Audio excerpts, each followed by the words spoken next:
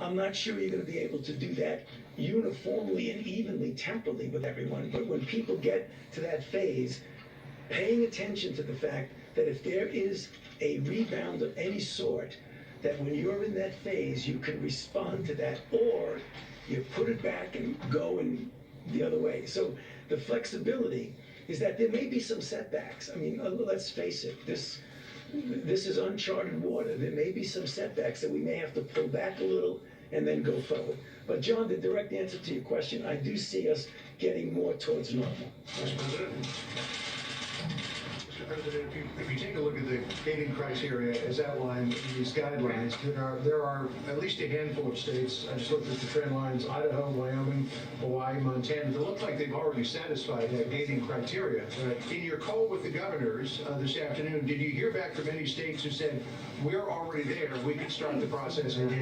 I heard from a number of governors that said they're in very good shape. I also heard not only from the call, but I heard from some of the governors previous, and I think you have some very good things to report over the next few days about states opening up. And I think, John, having to do with your call on sports, depending on the area, depending where we're talking about, we're going to have large areas of our country where this has not been or has been totally eradicated. You'll be able to have those full areas. Now, with everything being said, a lot of great work has been done on vaccines, but we have a testing process. Therapeutics, likewise, we have a lot of great things happening therapeutically. Sergeant mitigation is disturbing the airwaves some. Probably start off, as you know, I spoke to the commissioners yesterday, almost, I guess, of every sport. And many of them are going to be starting without the fans. So it'll be made for television, the good old days, made for television, and it'll go that way, and then fans will start coming in. Maybe they'll be separated by 2 seats, and then ultimately we want to have packed arenas. When the virus is gone, we're going to have packed arenas, and we're going to be back to enjoying sports the way they're supposed to be. And the same thing can be said for restaurants. So at a certain point in time, when the virus is gone, we're going to be back to normal. Please go ahead. Mr. President and the doctors, can you clarify then, is the 30-day period to stop the spread, are those mitigation efforts still in place, or have they been replaced by this new guidance? Well, they're going to be in place to a large extent, and it also depends on the governors what they want to do. You have very different states. If you look at Montana, Wyoming, North Dakota, that's a lot different than New York. It's a lot different than New Jersey. So it's going to be very dependent on the governor. And we're recommending, as you see in the charts, we're recommending certain things. They'll be in place dependent on what the governor wants to do. If we see something wrong, we will be expressing ourselves very strongly. Please go ahead. Thank you, Mr. President. Does this mean that states such as Montana and Utah that already meet that gating period, will they be able to go to phase 1 as early as, say, tomorrow if the governor decides? You're talking about those states that are in great shape already? Yes. They will be able to go literally tomorrow, yes, because they've met all of the guidelines. If you go back, you're going back 14 days, you're going back even a month, and they have the ones that I'm thinking about, the ones that I've already spoken to governors about, they've met those guidelines actually pretty long ago. Mr. President, what's your message to the protesters we saw a lot in Michigan, but in other states that are saying that they are refusing to comply with the stay-at-home orders issued by governors and local officials? I mean, isn't it important for everybody to go along with this as we go through these phases? Well, they've been going through it a long time, John, and it's been a tough process for people. You know, I told you there's death and there's problems in staying at home too. It's not just, isn't it wonderful to stay at home? They're suffering.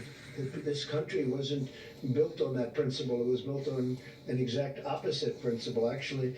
And I watched in one particular state where they want to get back. They want to get back. There were very strict sanctions that were put on people. That was probably the most strict of all.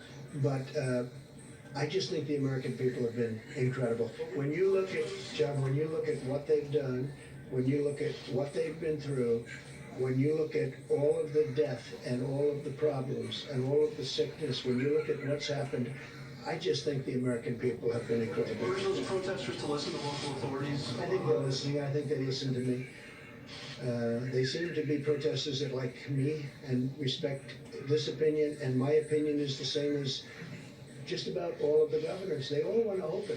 Nobody wants to stay shut, but they want to open safely. So do I. But we have large sections of the country right now that can start thinking about opening.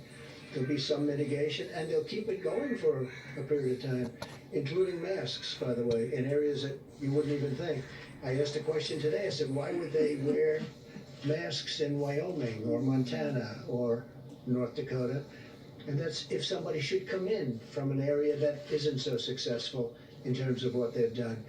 So that will be a governor's choice, and we'll have no problem with it. Mr. President, you spoke this afternoon with your new congressional advisory groups, 32 bipartisan members of the House, 65 bipartisan members of the Senate. One of the big topics was the fact that the Small Business Association loan pot of $350 million has hit the cap. It's exhausted. There's nothing moving on the $250 billion to replenish it.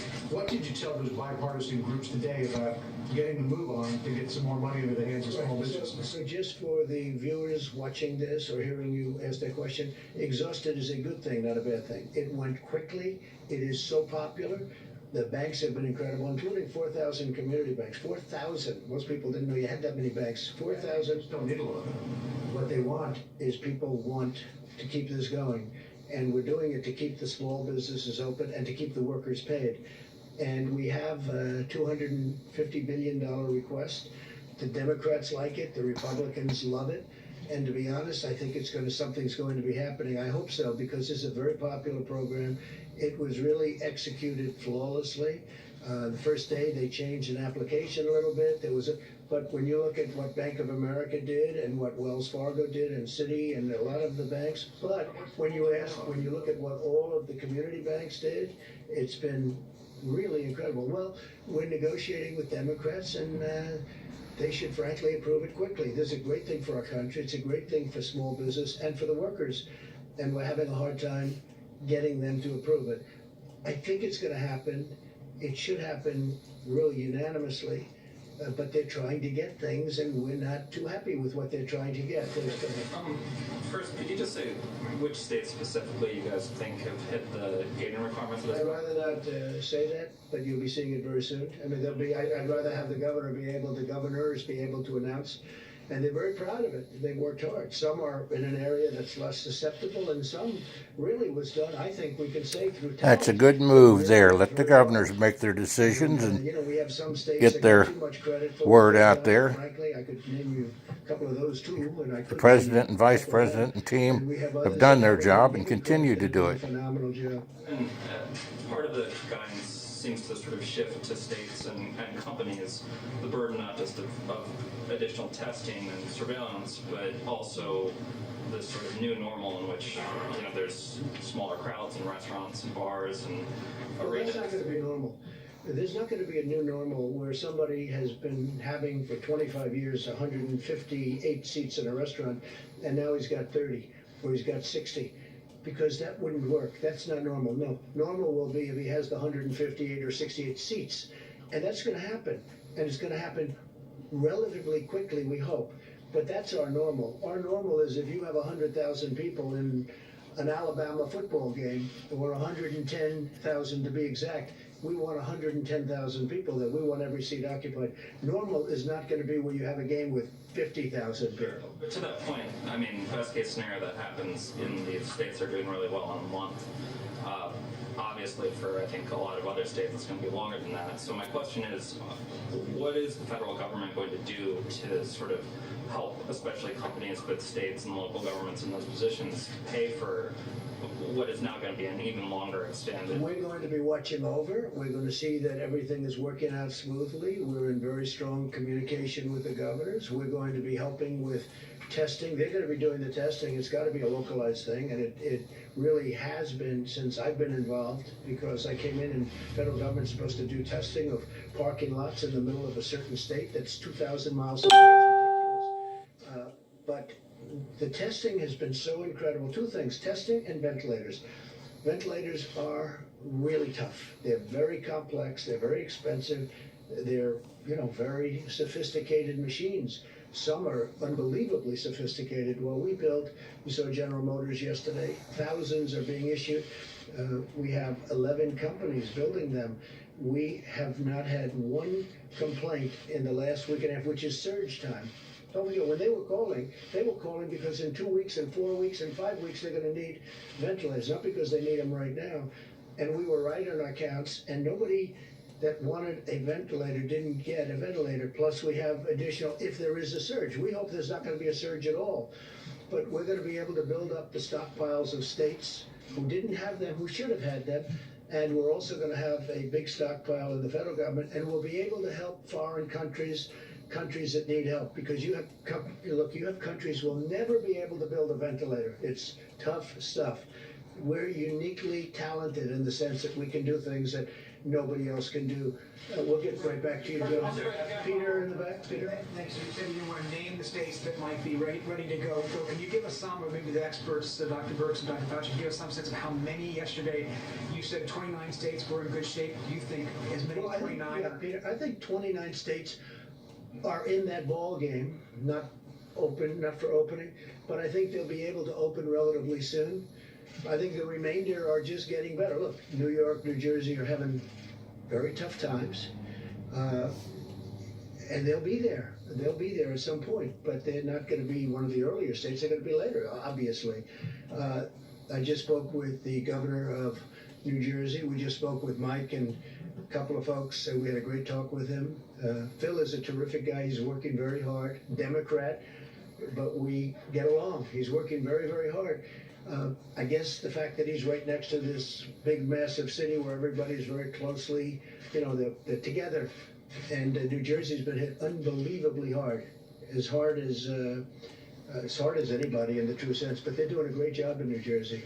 That doesn't mean, Peter, that they're going to be opening next week. That's not one that's going to be. But we have a lot of states that, through location, through luck, and also through a lot of talent. We have states through a lot of talent are in a very good position, and they're getting ready to open. And over the next very short period of time, it's going to be up to the governors. We're going to work with them. We're going to help them, but it's going to be up to the governors. I think you're going to see quite a few states starting to open, and I call it a beautiful puzzle.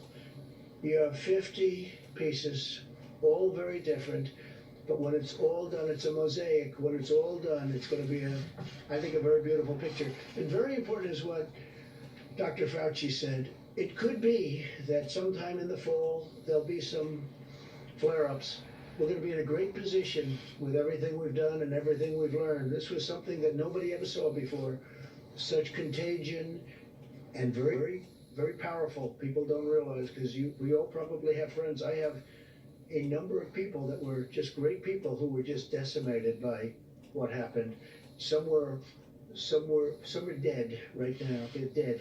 They went into a hospital. One called me. He said, I tested positive.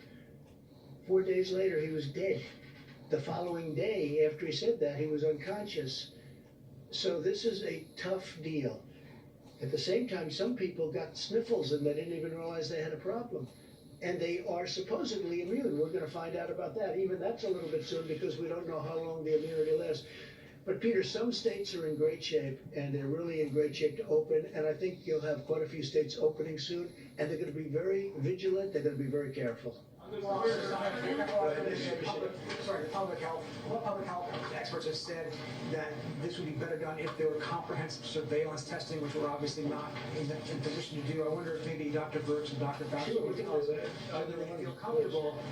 Dr. Fauci and I will do it together. That's why I wanted to put up the syndromic and the influenza-like illness piece, because what is key in this is the early alerts and getting in there before they even know they have a problem. And I think CDC has been remarkable in building these platforms. Dr. Redfield integrated them so they're all on the same website. If you look at COVID-19, you go into cases, you can find all of the data.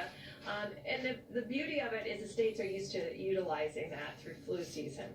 So the testing and contact tracing, and Dr. Redfield will be putting people in every single state to make sure that CDC is standing beside the state and local health officials to make sure that all of those cases are immediately identified and contact traced.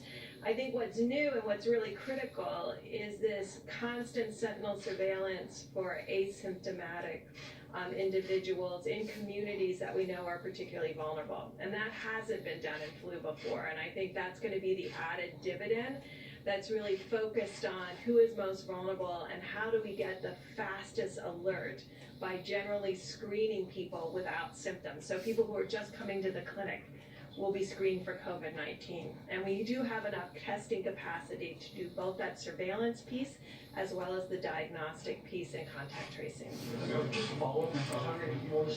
Actually, people have gotten confused about that because in the beginning when we were focusing really on just mitigation and really trying to keep peaks down and trying to worry about ventilators and PPEs and things like that.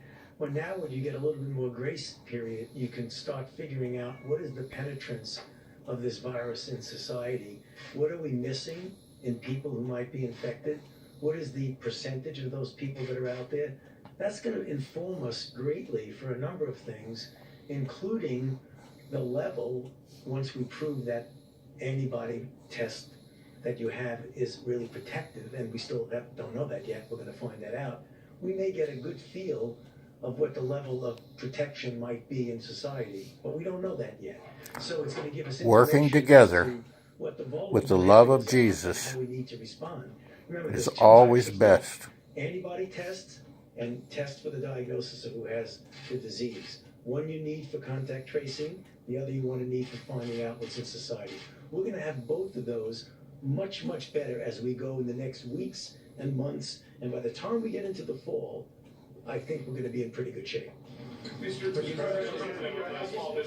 as we see a hotspot possibly developing, maybe not, but if we see a hotspot developing, we've learned a lot. We'll be able to suppress it, whack it. We'll be able to do things that people weren't even thinking about because nobody's ever gone through this. In 1917, they went through something that was similar, probably not as contagious, probably more powerful in certain other ways, but we are going to be able to suppress it, we think, and we're going to watch it very closely. We're going to be able to watch things very closely. Please.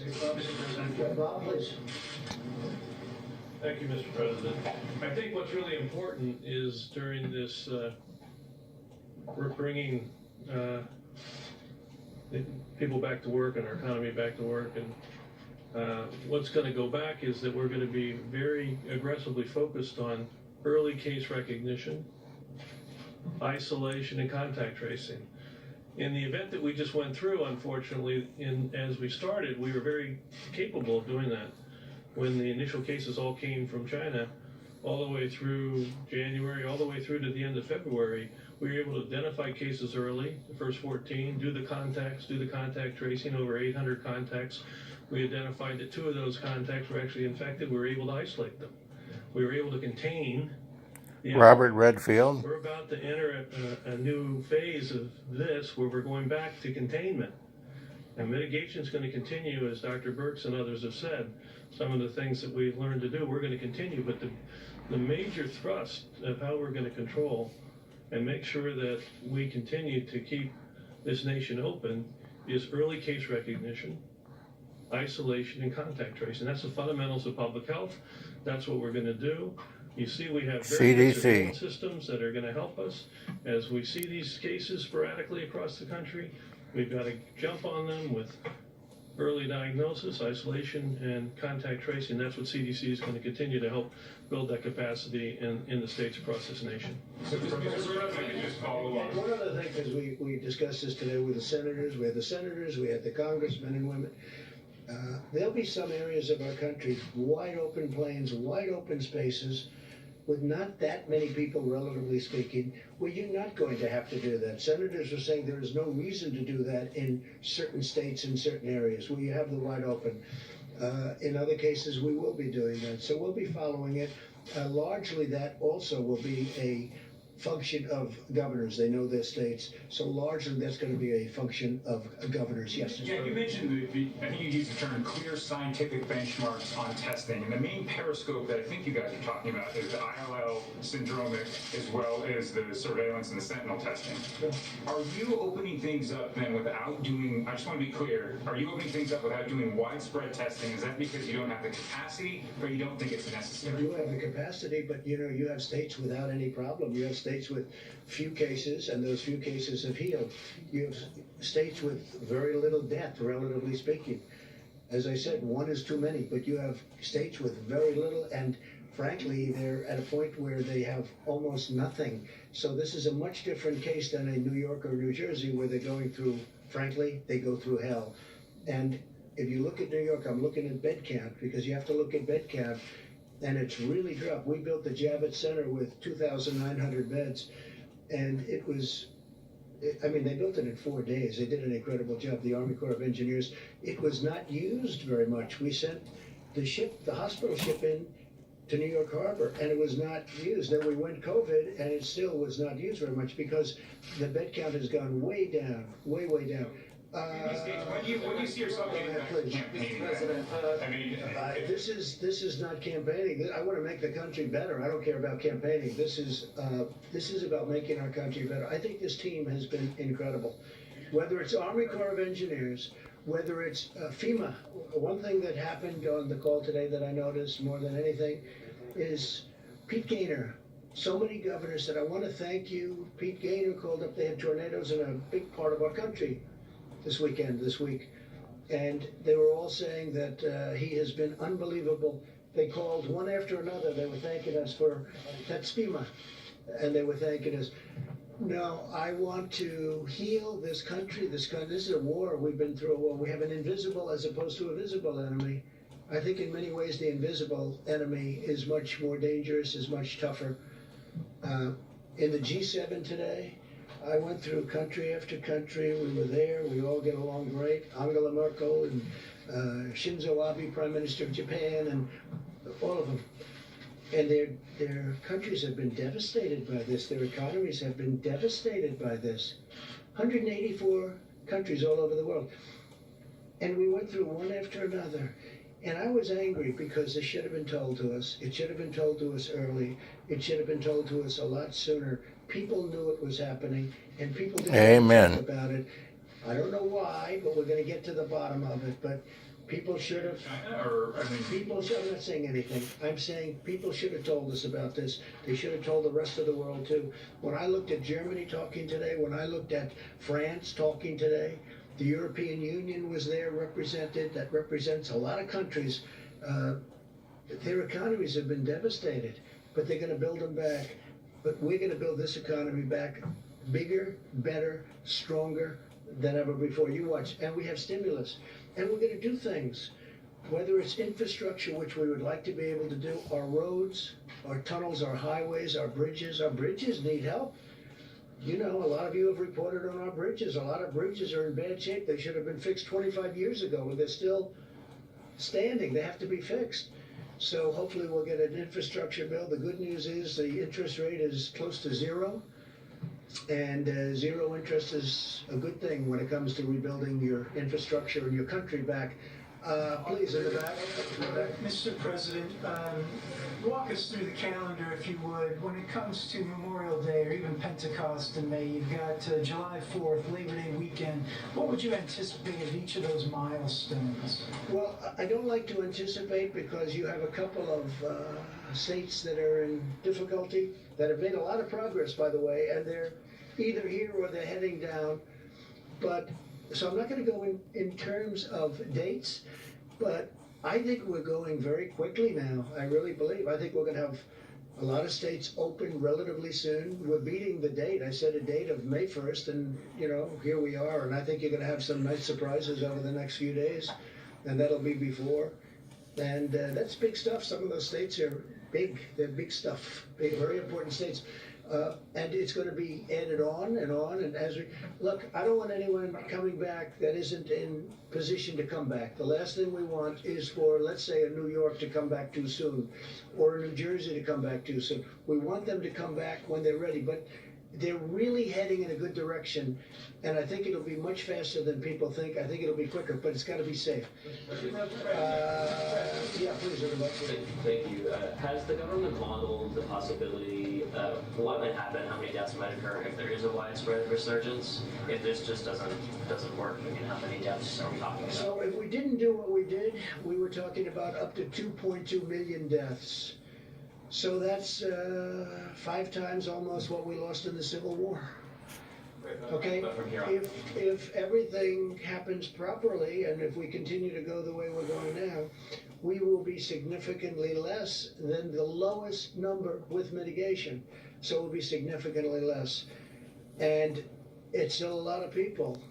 1 is too many, as I've said, 1 is too many, but we'll be under the number of 100,000, which was the minimum number projected by the model. And I give everybody up here, I give all of the people that we've been working. I mean, this was a military operation with a lot of private help. If you look at Roche, they were incredible.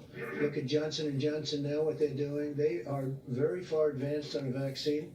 I think therapeutically we have some of these genius companies. They're truly genius companies. I'm seeing them. I'm meeting with the people that run the companies and scientists. And I mean, what they're doing is incredible. It's incredible. It's a beautiful thing to see. So I think we're very far advanced, and I think we're going to be in great shape soon. Yeah, please. Mr. President, I know you don't want to mention specific states, but what about Washington and California? Do you have guidance for? You mean Washington State or Washington here? Washington State and California too. Well, that's going to be up to them. They're going to have to make that determination. I mean, the governor of Washington was saying that he can't find cotton because, you know, a swab is a very easy thing to get, and swab is essentially, it's a little bit more sophisticated than a Q-tip, and you got to be able to go out and find. You know, the federal government shouldn't be forced to go and do everything. What we've done is incredible. What we've done are the ones that can't be done, like, for instance, the ventilators that can't be done by anybody but a very powerful, very great manufacturing country, which is what we are and what we're really getting to be. And I have to tell you, some of these companies, what the job they've done, and we're going to recognize them pretty soon, the job they've done in terms of getting out, in particular ventilators, because ventilators are so hard. They're so, I say, and some people say, oh, it's not really as complicated. Well, it's like building a car. And you know what? The price is the same too.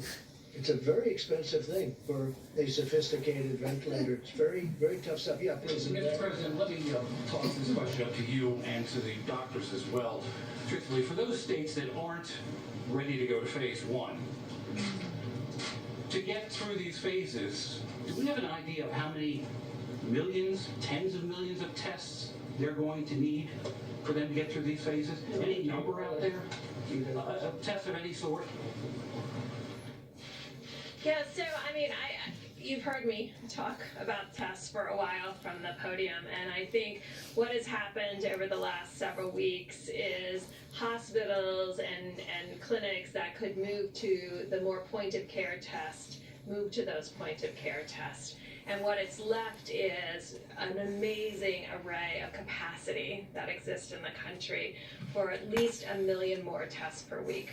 So we have a whole team working lab by lab to see what it would take to turn on all of those labs that aren't running the pieces of equipment now. So you see in the system, I just said to you, there's 1 million more tests per week, that we have tests sitting there and equipment sitting there, and now we have to really deal with each single lab to really figure out what they need. And I just want to thank Administrator Verma, Seema Verma, who went through with us. And thanks to the lab directors, they really explained to us highly technical difficulty to run some of these big pieces of equipment.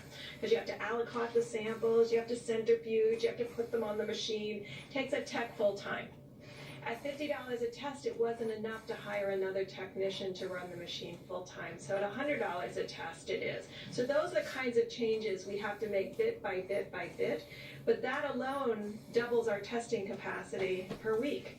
So we're committed to work with laboratories to answer every one of their issues with the state and local governments. And I think, frankly, every conversation I have, and the governors will say, I need 5,000 people tested. And I say, well, at the University of X, there are 6,700 tests waiting for you.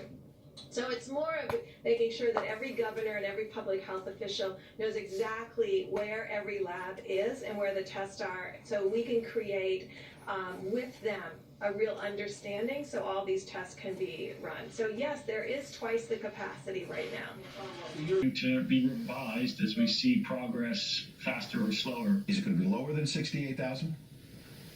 Probably going to be lower. Probably going to be lower, says Charles Murray of IHME, as we wait for that number to hit. Peter Pitts joins me, president for the Center of the Center for Medicine and the Public Interest, and a former FDA Associate Commissioner for External Relations. Good to have you with us tonight. Talk to me a little bit about what you make of it if that model does indeed get ratcheted down again. It's been dropping significantly since the original number of 93,000 came out just a few short weeks ago. Well, the reason the number has come down is because we've taken it seriously. We've prepared for the worst. Things aren't going to get there by any means. We've socially distanced. We've sheltered in place. We've taken personal responsibility in lieu of a vaccine. It isn't any of the medicines that's made this happen. It's Americans doing it by themselves for each other. And I think that with infection, Amen. more countermeasures in place, The people paying attention with godly principles, doing what's right. With virus mitigation strategies. As people begin to come back to work, we're going to have to think about using technology, certainly a lot of testing. We're going to have to think about using social distancing at work, so the whole concept of space in a new context. But again, also hygiene and personal responsibility. As we move through these phases, it's going to be largely on us as individuals to do the right thing. People don't want Washington or their state capitals to help tell them what to do. That means we have to act responsibly to make sure that the right things do happen. Good to have you with us. Good evening to you, sir. So this idea, you wrote a piece about, the American spirit and how we face these sorts of struggles, and you got criticized for suggesting that if the number falls below the flu in 2017-2018 of 61,000, that perhaps this whole shutdown was an overreaction. What do you say to that criticism? Yeah, well, I say that criticism is ill-founded, but people just need to look at the facts. They just need to look at the truth of the matter. We hear the numbers 2.2 million, 1,500,000, 250,000. The model's been wrong almost every time, and I get angry when the weather's predicted wrong, but I have to disagree with Dr. Pitts there. The weather's much more accurate than these models have been. It will be a number probably equivalent to or less than the flu. Worldwide, there are 130,000 cases of COVID, or deaths, I should say, 350,000 deaths from the flu, just again by way of comparison. But the precautions that Dr. Pitts talks about may or may not be making a difference. Here's the thing you got to look at. Did states that did not order shutdown requirements, that did not say quarantine, do much worse than states that did? For the most part, a couple of exceptions, they did not. Take Ohio. The governor predicted there would be 61,000 deaths from COVID in Ohio. He then issued a shutdown order. As days went on, it turned out that the peak in Ohio was 2 days before the shutdown order. He then congratulated himself as a Republican, I'm not making a political point here, on the effectiveness of the shutdown. But the virus and the deaths and fatalities peaked 2 days before the order. And if you look at the states, don't believe me, just look at the patterns. You will see this is pretty consistent across the board and across nations. But the other point, Martha, if I may, I love the way you opened the show, convulse the economy. You're absolutely right. We didn't convulse the economy to fight the flu. We didn't convulse the economy to fight opioids and drugs. And when you convulse the economy, as Dr. Carson says, you have fatalities because of that. It is estimated that for every 1% increase in unemployment, you get 10,000 suicides. Let's say it's 5,000 suicides. That means we're looking at 75,000 people. That doesn't count deaths from opioids. It doesn't count alcoholism. doesn't count child abuse, domestic violence, and the loss of an economy, 17 million jobs. I'm just saying, look at all the facts and make your own assessment. The experts need to be listened to, but not obeyed. Yeah, I mean, I think people need to look at those numbers themselves and obviously make up their own minds. You can compare numbers from flu and this coronavirus and make an assessment, and I think it's highly likely that you're right, that the IHME number is going to come in lower than that flu season, and that's looking at the flu season over the course of a year. Always several different ways of looking at something. History is the light to our future and the pathway to our past. Time will tell if that is an apt comparison. Travels with John Stephenson and Jude Guyman Stephenson. Bill Bennett, thank you very much. Thank you, Bill Bennett, for your thoughts. Thank you. Look at all the facts. Thank you. We saw that was 6 days ago on Good Friday, right in the middle of one of the worst moments in human history, when evil and viciousness and darkness and death seemed to be having the last word. There was Jesus, the Son of God, right smack dab in the middle of it. And what did he say, Martha, just moments before he died? He said, speaking to his heavenly Father, my God, why have you forsaken me? He was asking the same question you just asked. Now, how many of us are asking that? Where is God? God was there on the cross. God was there listening to his only begotten Son. And just moments later, right before he bowed his head on the cross, 3 o'clock, Good Friday afternoon, what did he say? Father, into your hands I commend my spirit. So at the end, even though he was kind of wondering why God, his Father, seemed to have abandoned him, within seconds he recuperated his faith and hope, and he just put it all into the hands of the Lord. That trust, that faith, that humility, that hope. That's what Easter's about. That's what Passover's about. That's what spring's all about. And that's what we need now. Amen. Praise the Lord. Pass the ammunition to godly principles. About 30 seconds. I have a suggestion, though. How about a socially distant mass at Yankee Stadium? What do you think? Not a bad idea if they have hot dogs afterwards, okay?